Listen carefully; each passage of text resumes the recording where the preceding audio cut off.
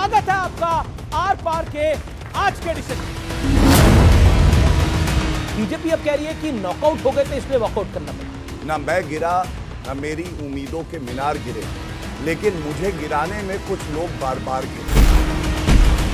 राजनों से गिला नहीं, तेरी रहबरी का हाँ, यही है। मनमोहन सिंह से पूछना और यही गांधी परिवार से पूछना कि भारत को लूटा क्यों।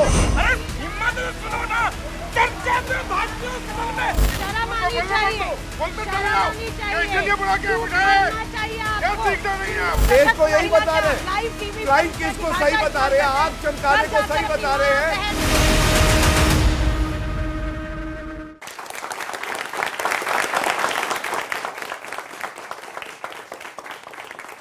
नमस्कार व्यूअर्स, मैं हूं अमीश देवगन और सीएनबीसी आवास में आपका एक बार फिर स्वागत है। और आज सीएनबीसी आवास में पब्लिक डिबेट का दिन है, यानी टक्कर का दिन है। विपक्ष की बिछाई अविश्वास वाली पिच पर लगातार 3 दिन सियासत का सुपरहिट मुकाबला हुआ, लेकिन जब फिनिशर के तौर पर देश के प्रधानमंत्री मोदी मैदान में उतरे तो उन्होंने मैदान के हर कोने में जोरदार शॉट लगाए। 133 मिनट वाली धुआंधार पारी में प्रधानमंत्री मोदी ने विपक्ष के खिलाफ चौके और छक्कों की बौछार कर दी। हालात ये हो गए कि मैच में हार जीत का फैसला होता उससे पहले ही विपक्ष मैदान छोड़कर पवेलियन लौट गया था, यानी रण को उसने छोड़ दिया था। रण छोड़ भी कहते हैं इसे। और जिस विश्वास के साथ विपक्ष ने अविश्वास प्रस्ताव वाला मैदान सजाया था, उसी मैदान पर खुद विपक्ष चारों खाने चित हो गया। हालांकि टीम विपक्ष की तरफ से राहुल गांधी ने भी सरकार को घेरने में कोई कोर कसर नहीं छोड़ी थी। मणिपुर से लेकर किसानों तक राहुल गांधी ने हर मोर्चे पर सरकार को घेरा। भारत जोड़ो यात्रा की भी बात करी और लोमड़ी वाली कहानी भी सुना डाली। इसी बीच लोकसभा में कांग्रेस के कप्तान यानी अधीर रंजन चौधरी को विवादित बोल के चलते संसद से सस्पेंड कर दिया गया है, जिसे लेकर सदन के बाहर और अंदर संग्राम छिड़ा है। राहुल गांधी भी मुस्तैद हो गए हैं, खड़गे भी कह रहे हैं, जयराम रमेश भी कह रहे हैं, समूचा विपक्ष एक साथ आके खड़ा हो गया है। लेकिन सवाल सिर्फ क्रिकेट वाले अंदाज का नहीं है व्यूअर्स। आर पार के व्यूअर्स, मैं आपको कहना चाहता हूं, पिछले 3 दिनों तक संसद में जो हुआ उसमें भरपूर एक्शन भी था, ड्रामा भी था और थोड़ी कॉमेडी भी थी, और 2024 का ट्रेलर भी था। कुल मिलाकर देश के प्रधानमंत्री मोदी ने एक सियासी ब्लॉकबस्टर की पूरी स्क्रिप्ट तैयार कर दी। विपक्ष से हमले को लेकर सरकार के कामकाज तक और सीक्रेट वरदान तक मोदी ने के हर बयान ने 2024 के लिए गहरा संदेश छोड़ा। और message was very loud and clear कि इंडिया यानी INDIA वाले गठबंधन के खिलाफ एनडीए का एक्शन बड़ा जोरदार होगा। यह वार और प्रहार बड़ा जोरदार होगा। और आज इसी मुद्दे पर देश के युवाओं के बीच, देश के वरिष्ठ लोगों के बीच, अपने एक्सपर्ट्स के बीच होगा बड़ा पॉलिटिकल फेस ऑफ, क्योंकि एक तरफ मोदी थे तो दूसरी तरफ विपक्ष था, राहुल थे, साथ ही साथ अधीर बाबू भी थे। तो स्वागत है आपका आज के एडिशन में।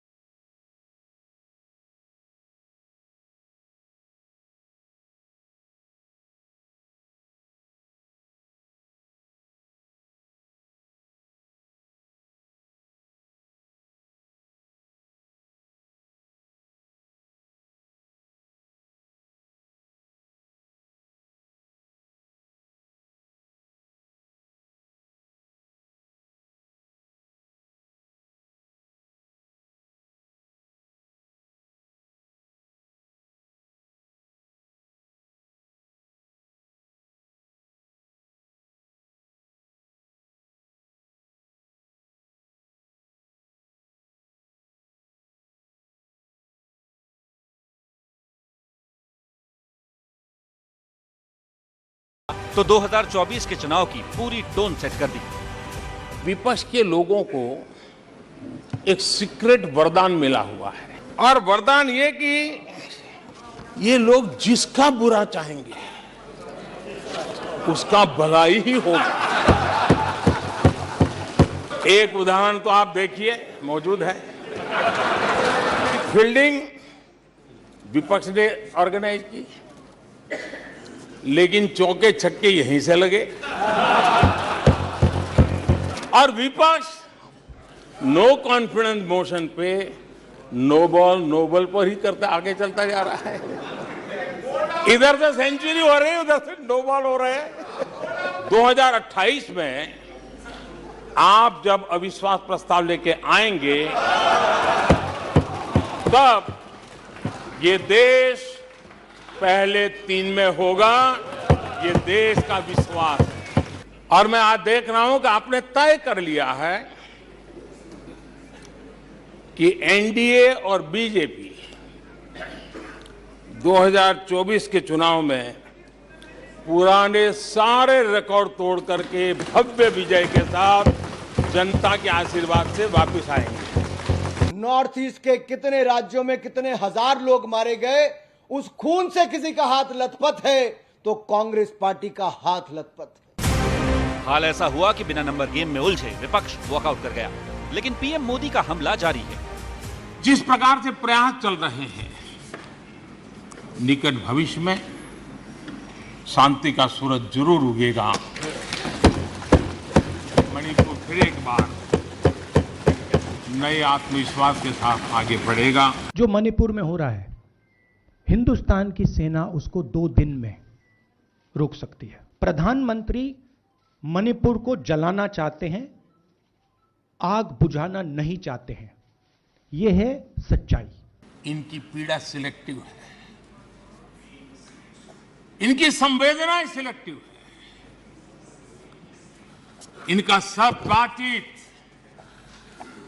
राजनीति से शुरू होती है और राजनीति से आगे बढ़ती है। अगर इस देश में हिंसा हो रही है, दर्द हो रहा है, हिंदुस्तान के प्रधानमंत्री को 2 घंटे मजाक नहीं उड़ाना चाहिए। विषय कांग्रेस नहीं था, विषय मैं नहीं था, विषय मणिपुर है। 5 मार्च 1966 इस दिन कांग्रेस ने मिजोरम में असहाय नागरिकों पर अपनी वायुसेना के माध्यम से हमला करवाया था। कौन था उस समय? इंदिरा गांधी।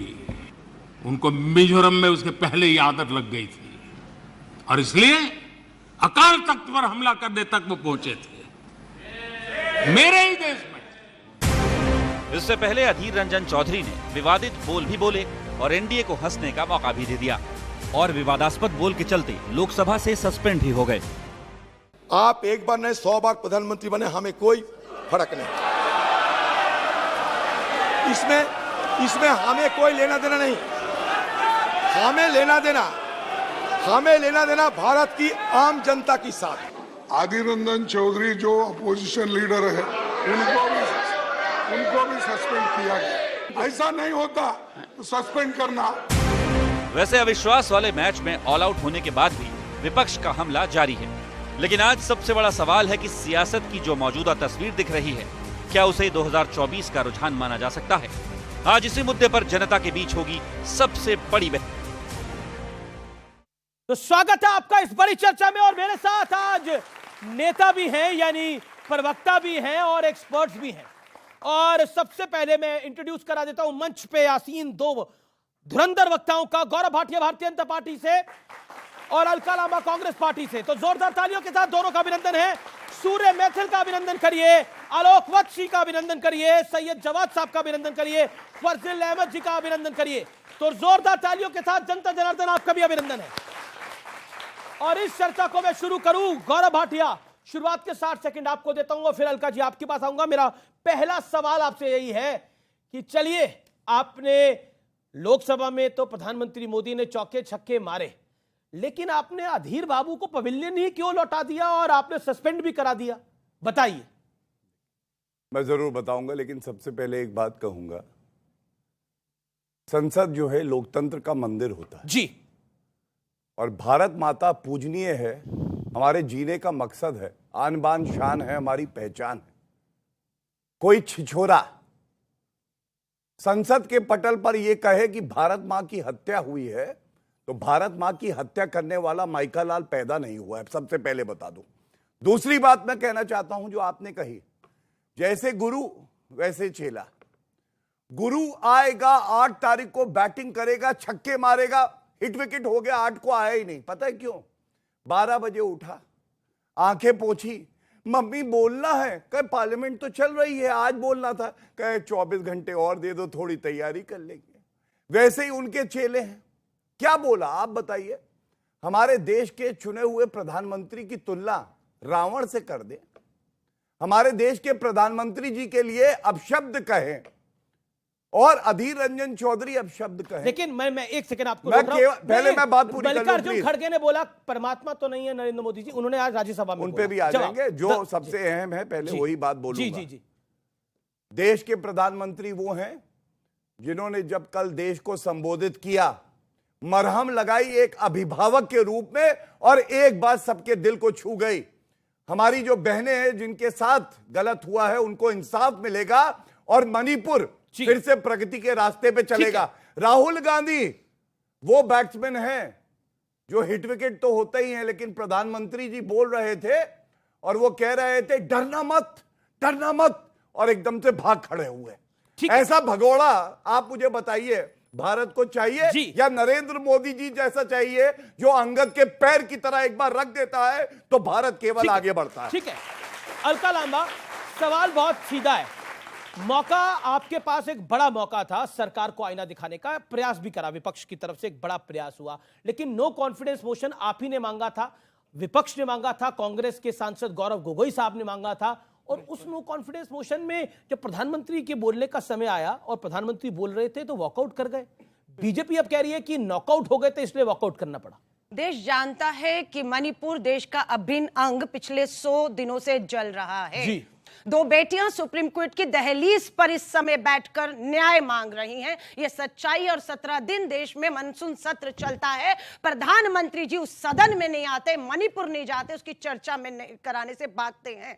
ये आप भी जानते हैं कि अविश्वास प्रस्ताव एक बहाना था मोदी जी को संसद में लाना था, और उसमें हम कामयाब हुए, प्रधानमंत्री जी मजबूर हुए। 17 दिन के बाद, 17 दिन का जो सत्र कल पहली बार आए, और मणिपुर पर 90 मिनट तक वो सिर्फ एक मां भी नहीं बोला मणिपुर का, और मणिपुर के जख्मों में नमक रगड़ने का काम करता रहा उनका 90 मिनट का भाषण। और जैसे ही सदन में मणिपुर के नारे इंडिया के समूह से गूंजे, वो बाहर निकले, उसके बाद मणिपुर का मां बोला गया। आज अगर ये किन शब्दों का इस्तेमाल कर रहे हैं, आज दुर्भाग्य देश का गृह मंत्री एक तो तड़ी पार है जिसे गुजरात से बाहर उठाकर फेंक दिया गया था, आज देश की सत्ता गृह मंत्री उसके पास है, और वो तड़ी पार मणिपुर जलते हुए की विफलताओं को अपने ऊपर लेने की बजाय आज वहां पर खड़े होकर श्री राहुल गांधी जी, इंदिरा गांधी जी, नेहरू जी के ऊपर इतिहास पे कीचड़ उछालने का काम कर रहे हैं। प्रधानमंत्री जी आज भी कहेंगे संवेदनशीलता दिखाइए, 100 दिनों से मणिपुर जल रहा है, हिम्मत दिखाइए, जाइए। 60,000 लोग कैंपों में है, युवा बंकरों में है वहां पर, और वहां पर खून कत्लेआम अभी भी, कल सामूहिक बलात्कार हुआ है, कल भी हुआ है, दोनों बेटियां बैठी। दुर्भाग्य है जो प्रधानमंत्री बेटी बचाओ का नारा देते हैं, और एक बार भगोड़ा कौन है? 17 दिन से जो पार्लियामेंट में नहीं आया, भगोड़ा वो है। मणिपुर जो